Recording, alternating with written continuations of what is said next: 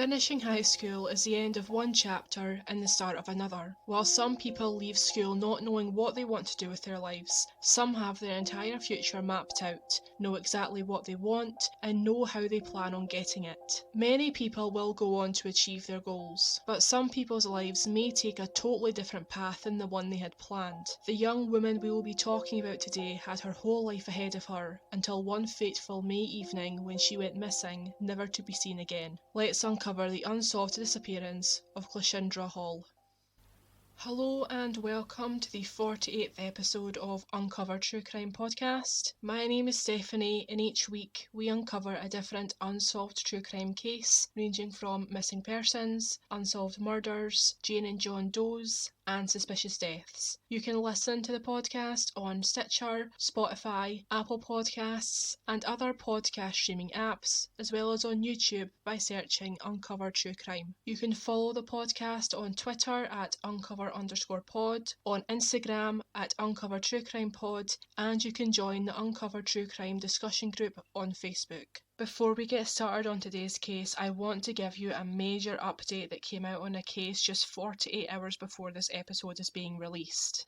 In episode 16, which was released in May last year, we uncovered the unsolved murder of Beth Doe. And on the 31st of March, Pennsylvania police released that not only have they identified Beth Doe, but they have also arrested the man that they believe murdered her. Beth Doe's real name is EVELYN, who was from Jersey City in New Jersey State.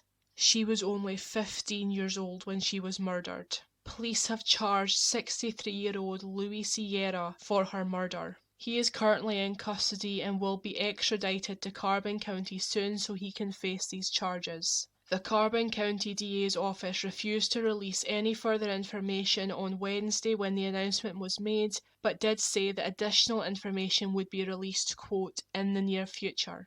That is literally all the information I have on her case. However, I will keep you updated when new information becomes available. I would also like to thank YouTube user Joshua Rosenblatt for the comment he left on the video I made on Beth Doe's case, as that is how I found out that she had been identified.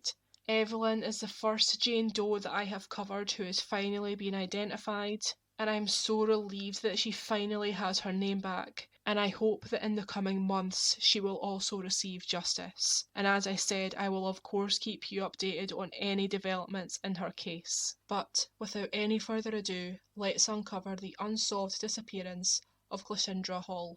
Cleashindra Hall was born on the 30th of March 1976 in Arkansas, and as she preferred to be called Clea, that is how I will refer to her for the rest of the episode. She was said to be very hard-working, sensible, and had a wise head on her shoulders. She was a pupil at Watson Chapel High School and was an excellent student. She was weeks away from graduating with honours and was given a full scholarship to attend Tennessee University so she could get her pre-med degree. Her dream was to become a paediatrician, and at 18 years old she was working very hard to achieve that goal, having already secured a summer internship in Boston. Before she even graduated high school, she was thinking about how she would support herself during college. So she got herself a job working at a non-profit that supported in-home daycare centres. Her boss, Dr. Larry Amos, worked from an office in his home, and Clea was essentially his PA, mainly performing administrative duties. While Clea was a very sensible young woman, she did know how to have fun and had just attended her senior prom. Everything in Clea's life seemed to be going right, and I have no doubt that she would have become a very successful woman and doctor. However, she would go missing before she or her family could see any of her dreams come true. Clea had a very busy yet fulfilling weekend right before she disappeared. On Friday the 6th of May 1994, she attended her senior prom. The following day, she had gone to a sorority ball, and then that Sunday was Mother's Day.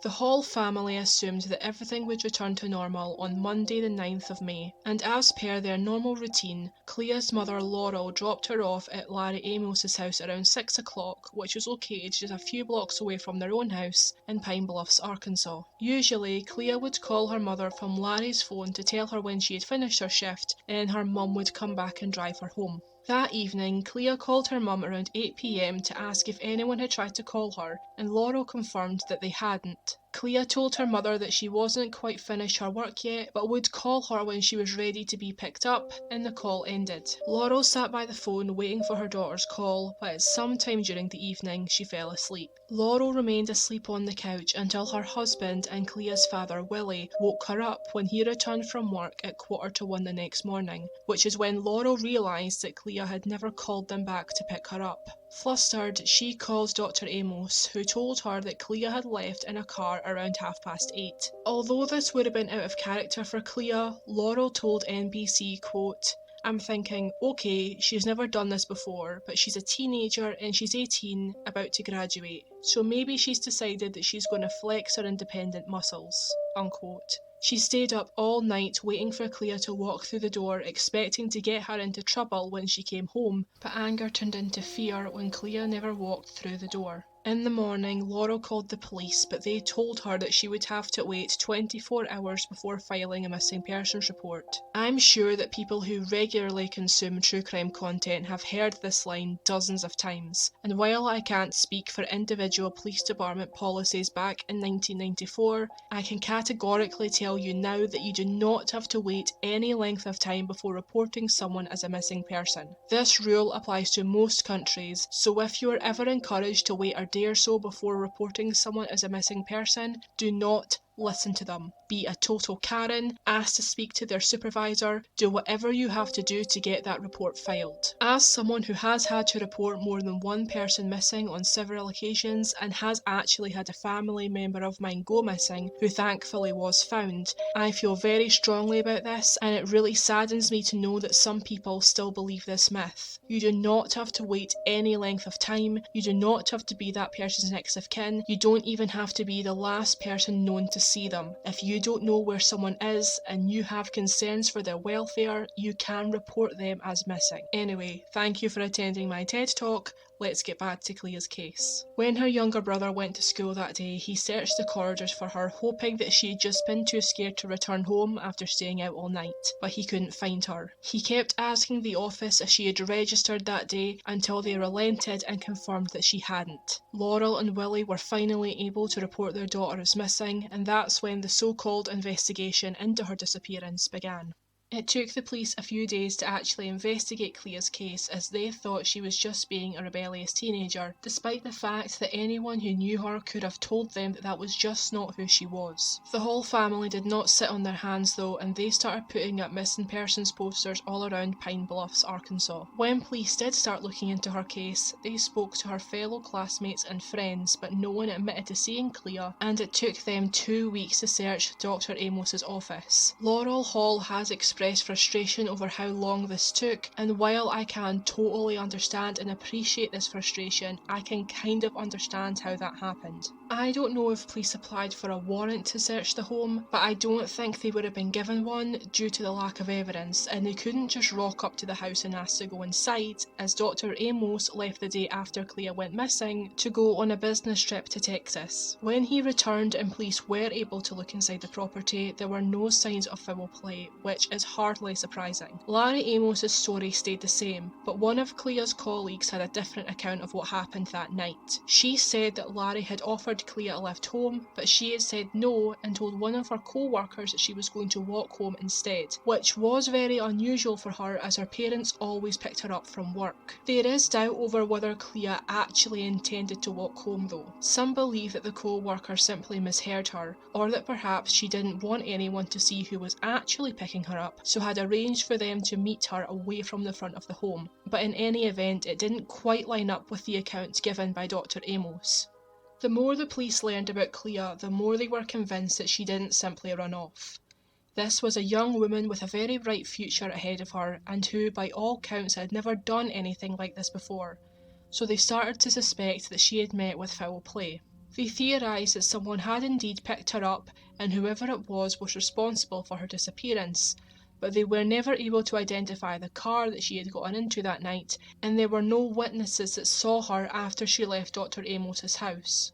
They theorised that someone had indeed picked her up that night, and whoever that person was responsible for her disappearance. They were never able to identify any car that she may have gotten into, and there were no witnesses that saw her after she left Dr. Amos's house. Although given that there were other people in the home when she left, the police are confident that she did in fact leave Dr. Amos's house. Despite police claiming that they had several persons of interest in her case, the leads soon dried up as there was literally no evidence in her case. With all that being said, let's get into the theories, and as like all theories we discuss on this podcast, they are all pure speculation. The first and most obvious theory in the case is that Dr. Larry Amos had something to do with Clea's disappearance. Laurel Hall is said to believe that he was involved, and apparently the police also suspected him. In 2012, a construction worker contacted police and told them that he saw blood spatter on insulation within Dr. Amos's home when he did work there in the late 90s. Another construction worker claims to have smelled a, quote, foul odour, unquote, in the home around the same time period. As a result, police were able to get a search warrant for his house. They entered Dr. Amos's house with search dogs and radar equipment and left with 4 evidence bags. However, these bags were not taken to the lab for testing because the crime scene technician couldn't be bothered to walk a block to the crime scene investigations truck where the evidence should have gone, and opted to put it in the boot of his car instead, as it was at the end of the Amos driveway. He didn't even log it in as evidence, and it stayed in his car until the following day. The Hall family were understandably anxious to learn if any of the items seized in the home would aid in their daughter's case, and repeatedly called the chief of police for updates. They were told that there must have been some sort of delay in the laboratory, and they were assured they would have the results back soon, but this was a lie. Turns out the evidence was never turned over to the lab, leaving Willie and Laurel furious and convinced that the police were deliberately botching the investigation. The police have denied any sort of cover-up and claim that no evidence of foul play in Clea's case was found in Dr. Amos's home, but there is a lot of reason to doubt them. I don't know why the evidence wasn't turned over to the lab when the technician finally decided to hand it in, but even if there was something incriminating in those evidence bags, it is possible that it wouldn't be admissible in trial anyway.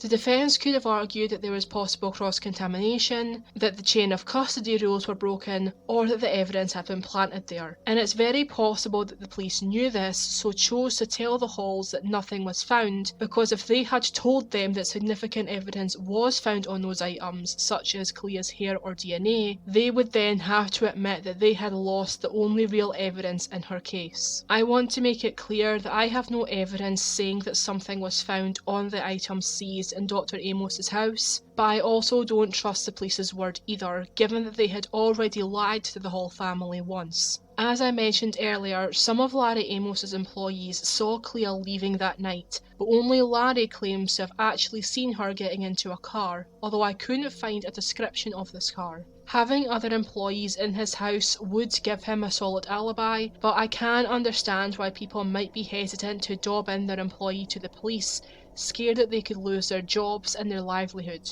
Again, I am not saying this is what happened, but since Dr. Larry Amos left the state the next day to go to Texas, I wonder if he had a seemingly valid reason to leave his house that night. Like maybe he needed to go to the shop to buy something for his trip or whatever, and that's maybe when he caught up with Clea. I would be very interested to know if police checked Larry Amos's phone records, because if she didn't call her mother to pick her up, who did she call? It is very possible that Clea had her own phone, although I was never able to find anything that confirmed this, but even if she did, I don't know if police checked those records either. It was very unusual for Clea to have walked home, despite her house being nearby, and it seems like a hell of a coincidence that the one night she did decide to walk home, that would be the night she disappeared. Although it is possible that she just happened across the wrong stranger. Another possibility that police looked into when Clea disappeared was that a male student at her school could have been involved in her disappearance. The male, whose name has never been publicly released, was thought to be Clea's boyfriend, but I don't know why they thought this or if Clea's parents were aware if she even had a boyfriend. I'm also not sure why they suspected him in the first place, but police asked him to do a polygraph test. The results were inconclusive and nothing came out of the search of his car, but when the detectives asked Larry Amos to do a polygraph test, he refused. I don't think that an inconclusive test or Larry's refusal to do one proves anything, as I personally have no faith in those tests at all. There are no other publicly known leads in Clea's case, and her family are still searching for answers 27 years later. Willie and Laurel Hall have placed pink bows all around their neighbourhood in Pine Bluffs, Arkansas to keep their daughter's case in people's minds and hope that one day they will lead her back home. Her mother said, quote, "We're still searching. It's been 26 years, and 26 years is a long time not to know anything. If we could just get one tip, one clue, we might be able to break the case open." She was someone that had a light that meant something. She had goals and she had dreams just like everybody else. And our family had dreams and goals for her too. And so somewhere, we're missing out on seeing what our lives could have been. Unquote. I'm now going to go over Clea's description and vital statistics. Clea Hall was 18 years old when she went missing on the 9th of May 1994. She was an African American female, stood at around 5'8" or 5'9" inches tall, had a slender build and weighed 120 pounds. She had black hair, brown eyes, a chipped front tooth and a surgical scar on her left knee. Her ears were pierced. She was known to wear hair extensions and press-on nails and was right-handed. When she was last seen, she was wearing a white blouse with navy blue stripes, white shorts with large navy blue polka dots, white socks, white sneakers, small stud earrings, and a white bow tying her hair up. If Clea is still alive today, she would be 45 years old. If you have any information on Clea's disappearance, please call the Pine Bluff Police Department on 870-543-5111. All photos and sources related to today's case can be found on our website, uncovertruecrimepodcast.co.uk. That's everything I have for you today. Thank you for listening till the very end. Please stay safe and have a good night.